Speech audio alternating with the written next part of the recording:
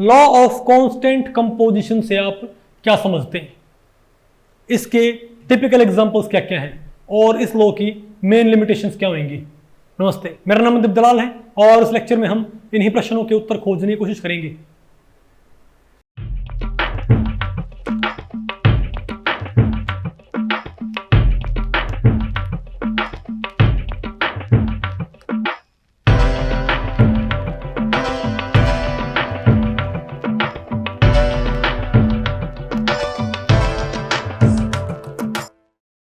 Okay, अब बताओ हम क्या पढ़ते हैं भाई, लॉ ऑफ कांस्टेंट कंपोजिशन और डेफिनेट प्रोपोर्शन।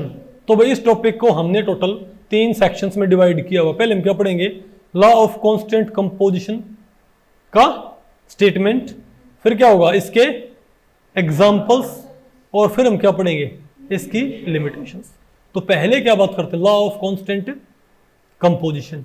ये कहता है किसी गिवन केमिकल कंपाउंड में, कोई गिवन केमिकल कंपाउंड हमेशा क्या रखेगा, इसके elements fix ratio by mass में होंगे। ये लो कहता है कि कोई भी केमिकल कंपाउंड, किसी भी केमिकल कंपाउंड में जो एलिमेंट होते हैं ना, उनका रेशियो बाय मास क्या रहेगा, फिक्स रहेगा। इस बात के इंडिपेंडेंट होगा कि वो कंपाउंड आपने कैसे बनाया है या कहां से हासिल किया है। इसका मैं एग्जांपल दूंगा आपको भाई। फॉर एग्जांपल अगर वाटर है, मेरे पास क्या है, वाटर, ठीक है। तो वाटर में ऑक्सीजन का मास कितना होता है बताओ, पहले बताओ वाटर में कितने एलिमेंट है। मैं चेक करता हूं कि भाई लॉ ऑफ डेफिनेट कंपोजिशन कोई भाई फॉलो करता है कि नहीं करता है। बताओ लॉ ऑफ कांस्टेंट कंपोजिशन या डेफिनेट प्रोपोर्शन फॉलो करता है, तो कैसे। पहले ओ का मास बताओ कितना है यहां पर। मैं आपको ओ का मास होता है 16, थोड़ा आपको याद हो छोटी क्लासेस से। ओ का मास यहां पर 16 है और एच का मास यहां पर कितना, 2, कितना 2, तो 2:16। तो हम क्या बोलेंगे, इस कंपाउंड में हाइड्रोजन एलिमेंट और ऑक्सीजन एलिमेंट किस अनुपात में है, 1:8 में, 1:8 में है। तो ये कहता है कि ये आप वाटर कैसे ही बनाओ, इससे कोई फर्क, चाहे आप वाटर भाई नलके से लो, चाहे आप वाटर समुद्र से लो, वाटर में जो पानी होगा ना, सॉरी जो वाटर होएगा उसमें हमेशा H और O का रेशियो क्या रहेगा, इससे कोई फर्क नहीं पड़ता कि वो आपने किस सोर्स से लिया है, ये फिक्स रहेगा। वाटर है तो 1:8 ही है, तभी तो क्या बोलते हैं इसको, कांस्टेंट कंपोजिशन या डेफिनेट। यानी हर एक केमिकल कंपाउंड में जो एलिमेंट होते हैं उनके मास का रेशियो हमेशा क्या रहता है, fix, irrespective of its source और मेथड ऑफ प्रिपरेशन। जैसे अगर मान लिया वाटर आपने बनाया है, चाहे आप H2 + ½ O2, चाहे आप H2O2 की रिएक्शन करवाए क्या बनवाओ वाटर, तब भी उसमें रेशियो ही रहेगा। नहीं समझे बात, चाहे सोर्स बदल दो तब भी रेशियो ही रहेगा, चाहे बनाने का तरीका बदल दो। For example CH4 methane gas होती है ना, तो मीथेन को आप जला दो, जला दी मीथेन, तो हमको मिल जाएगा पता है क्या, वाटर प्लस कार्बन डाइऑक्साइड। इसको मैंने बैलेंस नहीं किया है, यहां भी बताओ मुझे क्या मिल गया, वाटर। तो चाहे वाटर में कैसे बनाऊं, हाइड्रोजन जला के, चाहे वाटर बनाऊं मैं मीथेन जला के, दोनों केस में जो वाटर बनेगा ना उसमें H और O का रेशियो क्या रहेगा, फिक्स रहेगा। बात आपको पहले पड़ गई, तो मेरे ख्याल से बेटा आपको पहले पड़ गई। लो आसान है कि मुश्किल है, ठीक है। एग्जांपल मैंने आपको बता दिए कि नहीं बताए। अब क्या है इसके limitation of law of constant composition. अब भाई इसकी भी क्या है कुछ लिमिटेशंस, ओके। अच्छा फॉर एग्जांपल CH4 क्या है, चलो मैं 1-2 एग्जांपल आपको और देता हूं, ठीक है।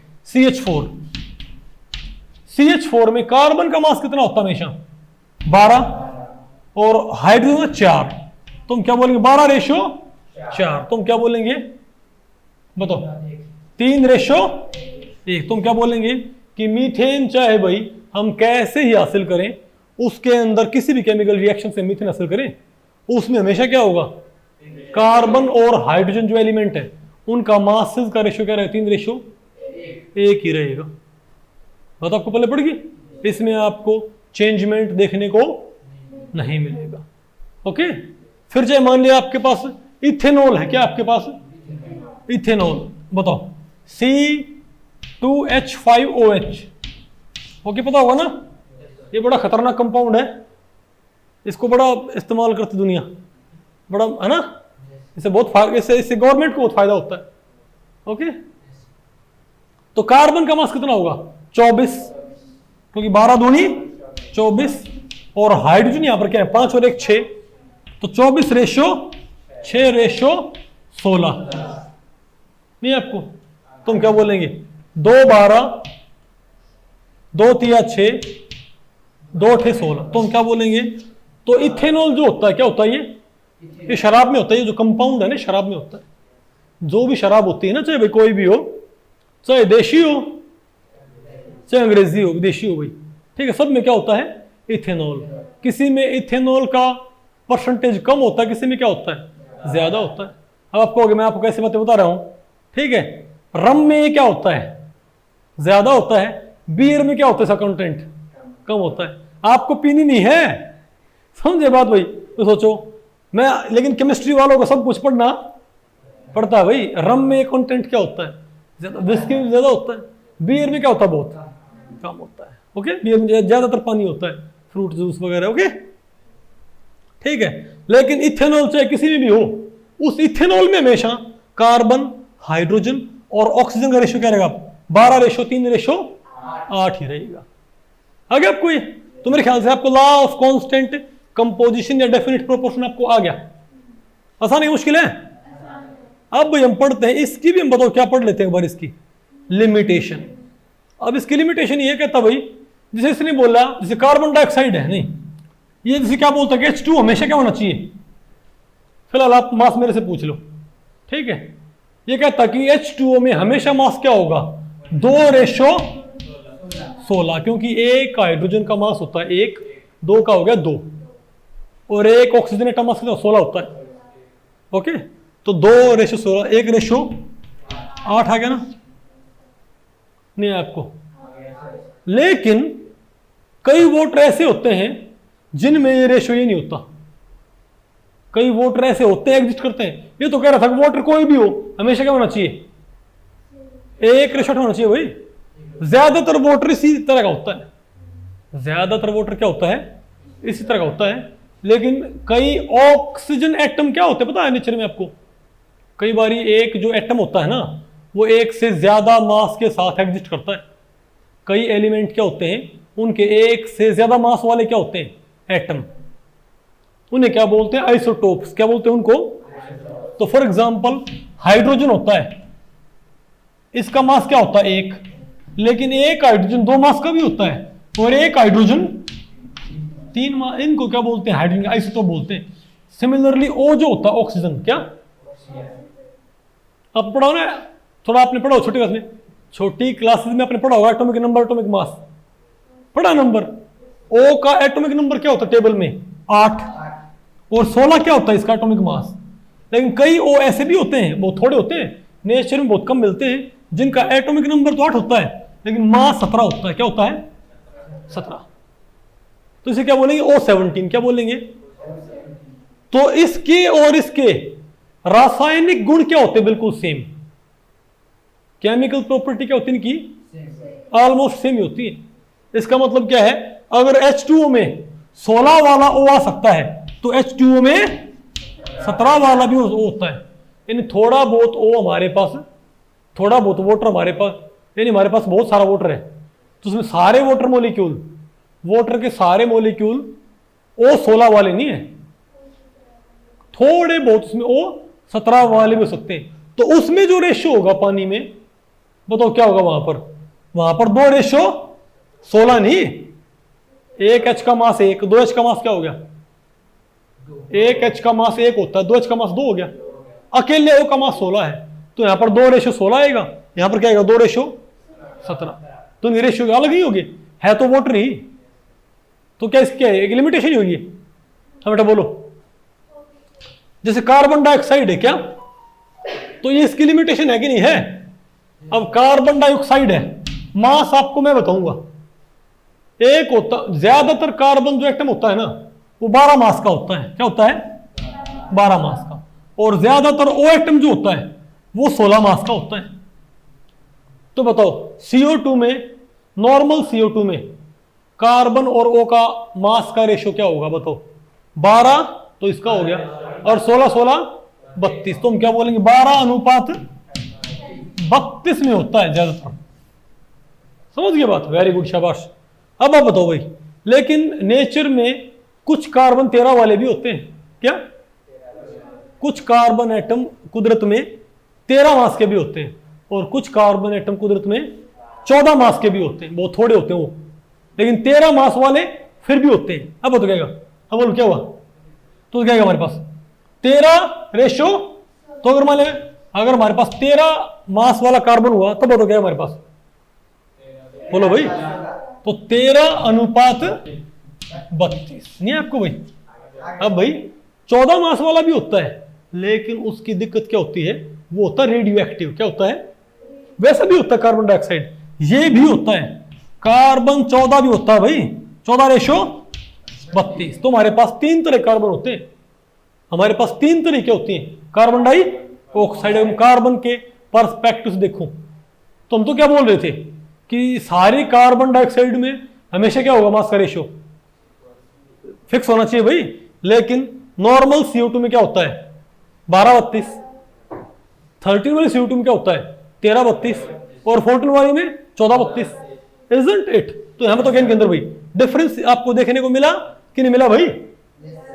अब यहां पर अच्छा आपको पता है ये जो कार्बन 14 होती है ना, क्या इसकी एक खास प्रॉपर्टी होती है?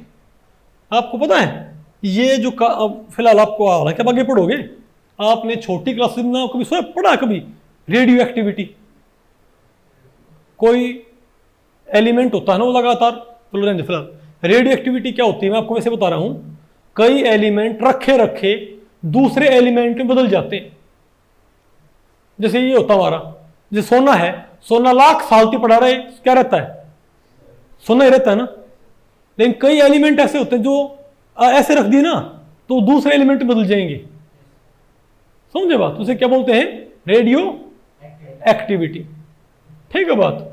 तो जो एक जैसे हमारे पास कार्बन 14 है, ये कार्बन 14 अगर हमारे पास 1 किलो कार्बन 14 है ना, अगर बस 1 किलो कार्बन, तो वो हमेशा ऐसा ही नहीं रहेगा, वो लगातार और चीजों में बदलता रहेगा दूसरे एलिमेंट में। बात आपको पहले पड़े? तो इसी से क्या पता करते हैं? इससे पता कर तो ले, और इसके नहीं है कार्बन 14 के घटने की एक रेट होती है पर्टिकुलर की, इस रफ्तार से ये बदलता है दूसरे एलिमेंट्स में। तो साइंटिस्ट क्या करते हैं, आपने पढ़ा होगा ना कि आज उन्हें कोई डायनासोर का उन्हें कोई क्या मिल जाए, कोई हड्डी मिल जाए, तो उसकी ये बता देती है ये कितने साल पहले मरा था। बताते ना भी वो, उन्हें कैसे पता लगता है? क्योंकि आपको पता है हम सभी के अंदर क्या होता है? कार्बन। क्योंकि भाई हम कार्बोहाइड्रेट खाते हैं, प्रोटीन खाते हैं, उसमें कार्बन होता होगा। जो पेड़ पौधे हैं वो क्या लेते हैं? कार्बन डाइऑक्साइड से अपना खाना बनाते होंगे। जो पेड़ पौधे क्या करते हैं? तो जब वो कार्बन डाइऑक्साइड से खाना बनाते हैं ना, तो उस कार्बन में सारी तरह ही कार्बन जाती है। कार्बन 12 भी, 13 भी और कार्बन 14 भी। तो ये तीनों तरह ही कार्बन उस पौधे के अंदर जो प्रोटीन है कार्बोहाइड्रेट बनाते हैं। अब क्योंकि ये कार्बन 12 और 13 ये तो डीके होती नहीं, डीके मतलब दूसरे एलिमेंट में कन्वर्ट नहीं होते अपने आप, लेकिन कार्बन 14 लगातार डीके होती रहती है। लेकिन जब तक वो पौधा जिंदा है तो उसके अंदर कार्बन 14 की अमाउंट कम नहीं हो पाती। क्यों नहीं पाती? क्योंकि जितनी कम होती उतना वो बाहर से ले लेता है। लेकिन जब वो पौधा या प्लांट या उस प्लांट को जो खाएगा उसके अंदर भी क्या जाएगी? कार्बन 14 उसके अंदर भी जाएगी? नहीं जाएगी। अब अगर मान लिया कोई डायनासोर है, वो जब पेड़ पौधे खाया करता या दूसरे डायनासोर को जीवों खाया करता, तो उसके अंदर कार्बन 14 क्या रहा करती? एक फिक्स अमाउंट में रहा करती। आपको फिक्स कैसे रहा करती? वो तो लगातार खत्म होती रहती है।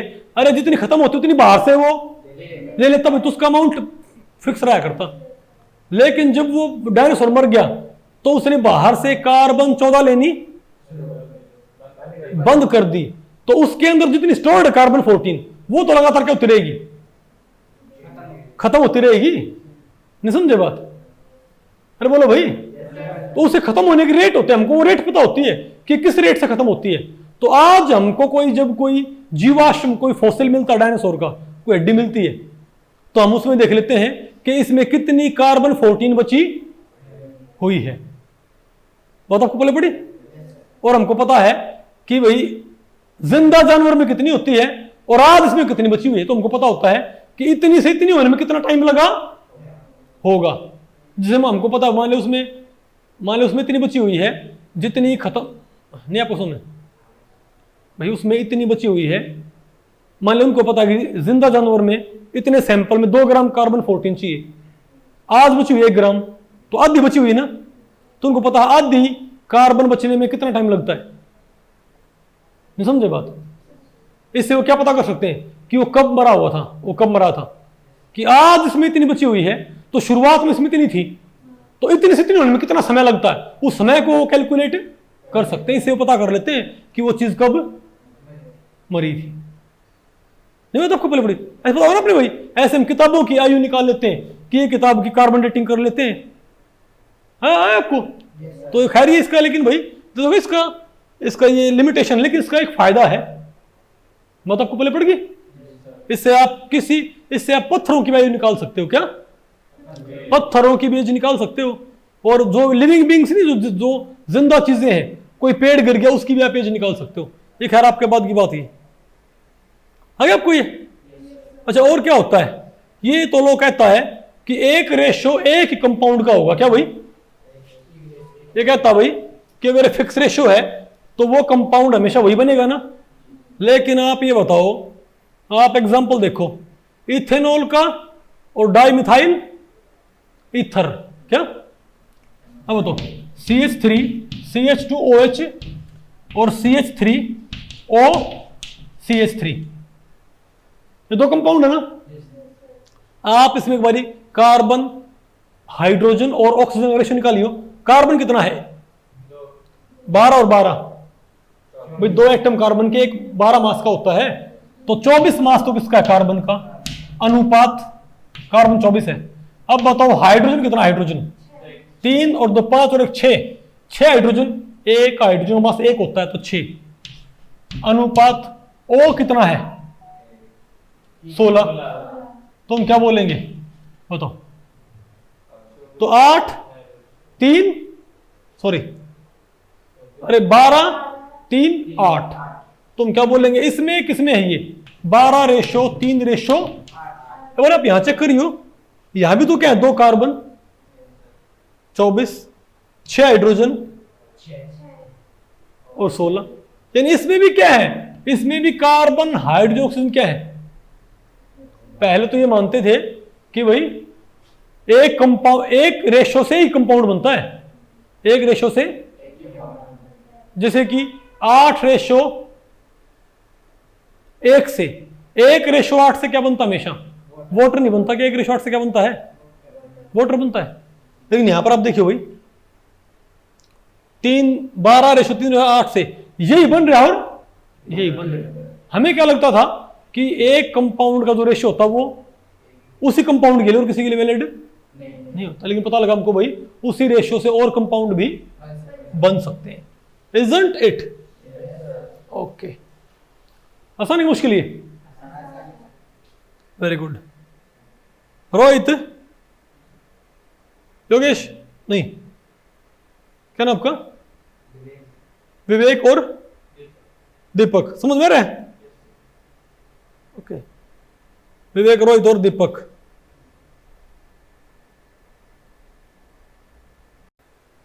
तो भाई इस लेक्चर में इतना ही। अगर इस लेक्चर के बारे में आपके कुछ प्रश्न या सुझाव हैं तो आप मुझे नीचे कमेंट सेक्शन में पूछ सकते हैं, मैं उनके उत्तर देने की पूरी कोशिश करूंगा। तो ठीक है, मिलते हैं अगले लेक्चर में, तब तक के लिए नमस्ते।